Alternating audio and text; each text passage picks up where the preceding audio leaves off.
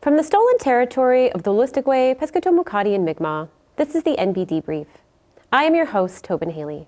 Amidst the turmoil of the rental housing market, people across New Brunswick were anxiously awaiting for the provincial budget, with hopes of some relief for tenants and a path forward out of this crisis. Unfortunately, we were disappointed.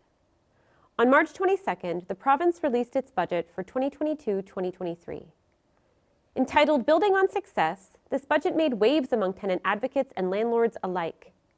In the budget speech, the province announced a 50% reduction over 3 years on non-owner-occupied properties, including apartment buildings, and a 3.8% rent cap for 2022, retroactive to January 1st. The reduction of the so-called double tax and the anticipated loss of public revenue has frustrated housing advocates, especially when only $6 million was promised for affordable housing. At the same time, the rent cap, which will require a legislative amendment, will not take effect for many months. This budget, which according to the finance minister was a budget for every New Brunswicker, has caused mass confusion in the housing arena. In today's show, we're going to talk about the budget, its implication for New Brunswick's rental housing market, and the ongoing struggles of tenants.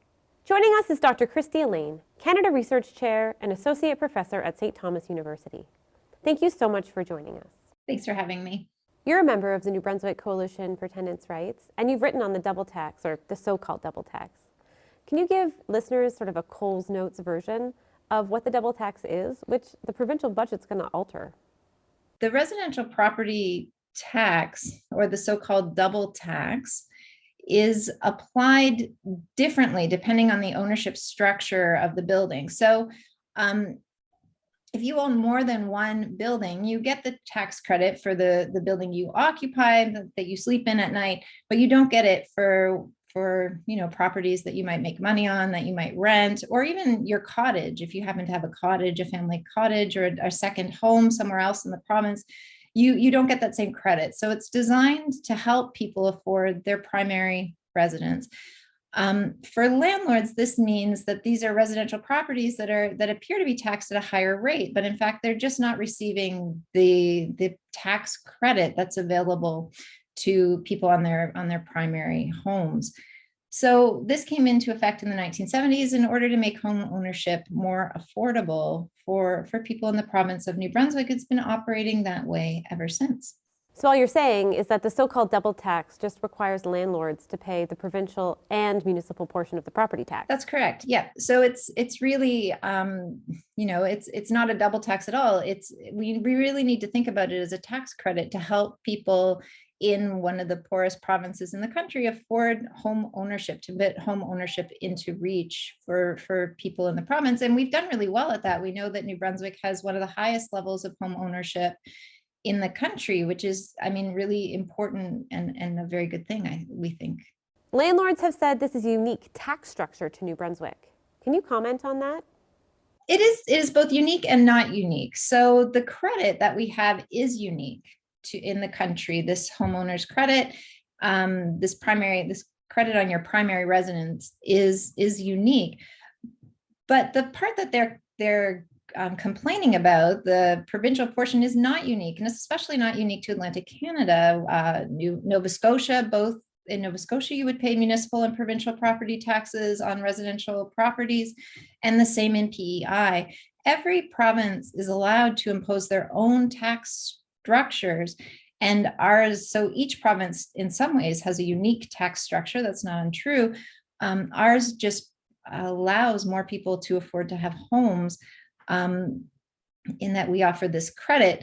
Tax dollars are really important to funding public services. And so the coalition's contended that cutting this tax would be really bad. This is revenue that can be spent on affordable housing, which, by the way, isn't subject to the provincial portion of the property tax either. So we would contend there's lots of good ways to use this income, and that cutting it might inadvertently create other problems, which I think my colleague, Dr. Hayes, is going to speak to later on. Yes, and we will follow up with Dr. Hayes. Thank you so much for joining us. Thank you. It's great to see you. Bye.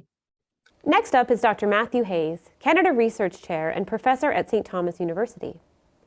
You've written on the impact of property tax cuts for landlords in New Brunswick, and specifically about the effect they will have on the financialization of New Brunswick's housing market. Could you elaborate on that and maybe talk about what will happen with these tax cuts that were announced in the budget speech? Yeah, so the thing to realize is that over the past, especially the last decade in Canada, institutional investors have begun pouring a lot of money into rental income as an asset class. So basically, in mutual funds or whatnot, a portion of the investments are going to be now parked in rental income, whether that is through a REIT, a real estate investment trust. So certain shares of a real estate investment trust will be owned by these institutional investors. Or maybe they'll own incomes that are owned by another company, a private equity firm, a hedge fund, or whatnot. And what that has completely changed the real estate market in Canada in ways that we're not. I don't think that people have quite realized yet how the degree to which that has changed things. So in New Brunswick, probably even before the pandemic, you had a new type of investor in real estate that doesn't have a precedent, I don't think, really in the history of the province. People who were buying up rental income in order to increase the value of the property. So this is another way, basically, that real estate investment trusts and other financial investors make money from the property, is by increasing its value. And for these investors, there's a relationship between the cash flow in a property and its overall value, its so-called market value. And so they're able to manipulate that market value by manipulating the cash flow or the net operating income, or operating income, however it might be defined by these financial investors, depending on how they're defining it. So if you can increase the income that you're getting monthly out of that property by, for instance, increasing the rent, you increase the value of the property, and that is more important for financial investors than the rent itself. And so what you're saying is that the tax cuts for landlords will just increase the value of these properties. Precisely, right? So it will be a way of increasing the income from that property. So rising taxes, which is what's happened, that taxes have been increasing precisely because the value of the properties have been increasing. And so it creates a bit of a lag for financial investors, where they're probably less likely to see properties in New Brunswick as being worthy investments, because they don't have the same cash flow as they might be able to get from somewhere else. Now, it's important to mention that none of this investment is adding anything to the housing stock in New Brunswick. All it's doing is transferring incomes from existing housing stock to investors, some of whom are in New Brunswick and some of whom are not. But they're all people, all of these investors are people with excess savings that they can park in real estate income, or who are, large institutional investors who are trying to get a portion of rental income. This doesn't improve the housing situation of New Brunswickers one iota. Thanks so much for joining us and for sharing your expertise. Thank you. So joining us is MLA David Kuhn for Fredericton South and leader of the Green Party. Thanks so much for joining us. That's great to be here. Can you talk about your views around the cuts to the property tax? Whenever you change the tax regime, there should be clear social objectives. What are you trying to achieve with tinkering with the tax regime? Yeah. What's the goal? So that's the point of doing tax reform, is to sort of look at the whole picture and say, okay, how can we better achieve our social goals with tax reform, with the taxation system, and do it in a consistent and logical way. Nursing homes see their property taxes go down, which you can see why that would make good social sense. Absolutely. While forestry companies at the same time saw their property taxes go down on their forest lands, which doesn't make any sense. Mm-hmm. And then that just takes us right to the 3.8% cap on rent for 2022. And we'll talk about the post-budget speech scramble in a minute. But the Minister of Finance has said that there is a potential to extend that rent cap into coming years. Do you think that's sufficient for 1 year, and what do you hope to see going forward? I'm concerned that the bill that's before us now specifically sets the rent cap for the calendar year of 2022 in the law. What I thought it was going to be, from what the Minister of Finance said, was the bill would establish a rent cap that would then be subject to annual review. And so then if they decide they don't want it anymore, they can, can go. And so then that would require a subsequent legislative amendment then? It's crazy to, in a law, to set something like this in place for a single year only. It's much better to set it in place, and then if they want to review it in the future, then create the review process, which then provides the way to get, to eliminate it, to cancel it if that's what they or some future government decides to do. But this way it locks it into 1 year. So it looks like we're stuck with a year. And it really depends, as always, on how much pressure there is coming from the public and organized public interest groups, community groups around that. Because when that's happening from the outside of the legislature and then on the inside of the legislature, we're rowing in the same direction, that's when we can get things happening and create that kind of change. And then just a last question, pivoting a little bit, but still on the topic of housing. Last week, I think in the House, you were talking about the New Brunswick Housing Corporation and the need to re-energize it. That seemed like a very hopeful message in a time there's a lot going on and people are really frustrated about the rent cap and sort of the quagmire that followed. Can you talk a little bit about what you'd like to see happen? I thought that was so hopeful. Yeah, well, no one in government anymore has responsibility for housing overall. No one's got that turf. We used to, so there was a Department of Housing some years ago, but it's long gone. But what we still have is the New Brunswick Housing Corporation. It's only on paper right now. It's kind of a legal entity, it is a legal entity, but it was created in the 1970s when we went through a major crisis in affordable housing supply before, sort of the latter 70s and all through the 1980s. And it was expressly created as a Crown corporation with the staff to build affordable housing, to help finance affordable housing that would be owned by co-ops, run by co-ops or nonprofit organizations of all sorts. And they were very successful in doing so. I look back, the number of new affordable housing units that were created over that period of time was tremendous, because you had an institution of government, a Crown corporation, whose mandate was expressly that, with the tools to provide the financing, with the mandate to actually undertake their own development of affordable housing as well. And that all happened. Thank you so much for coming in and My talking pleasure. with us today. Yeah, We appreciate absolutely. you sharing your expertise and your time. Sure. And helping people kind of understand a little bit better what's going on and what they can expect to see in the coming weeks. Yeah, thanks for having me. Thank you. Next, we'll listen to Nicola Taylor and Hani Sharif, two tenants in New Brunswick who are experiencing some of the worst effects of this housing crisis.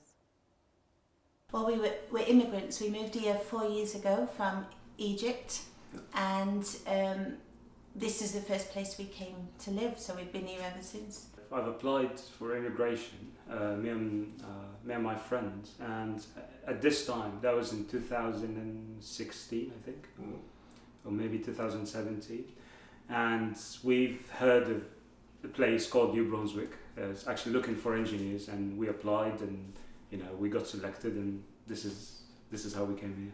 So when we first moved here, we were very happy here, and we've been happy here since. The old landlord, though, he retired, so him and his wife retired, so they sold the building at the beginning of December 2021, and it was taken over by the new landlord, but they are managed by a property management company. At the end of December, we received a notice saying that the rent will increase April 1st by $250.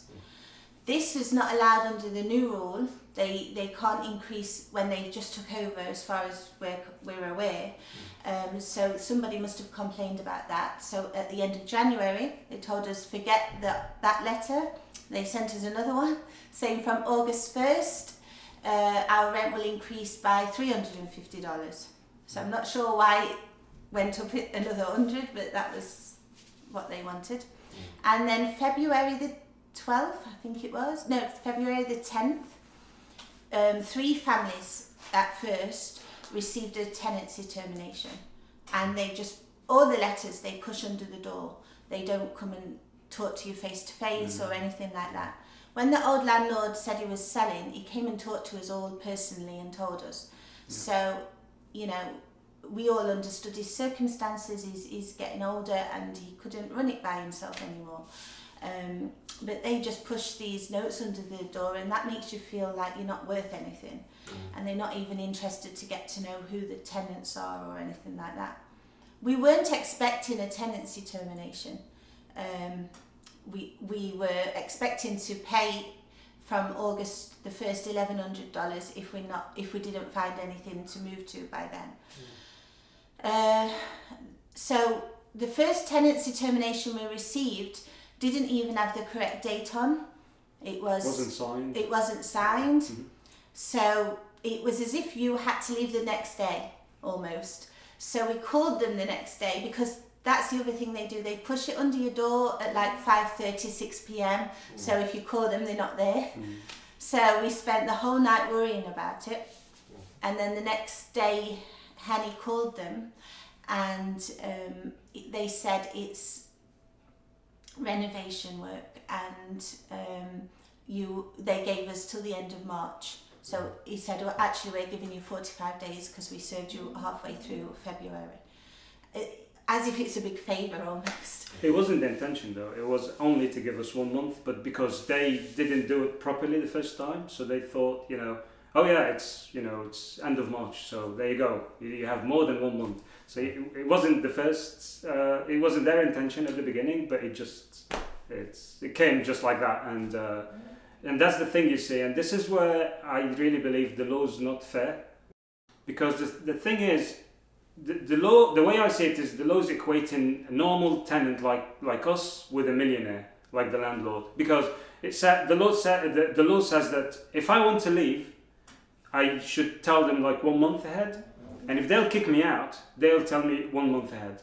But that's not enough. If they're kicking me out, if I'm leaving, I know where I'm going. I already secured a place, so fair enough. But if they're kicking me out, 1 month is not enough. And the thing is as well, like in our case, we should leave at the end of March, right?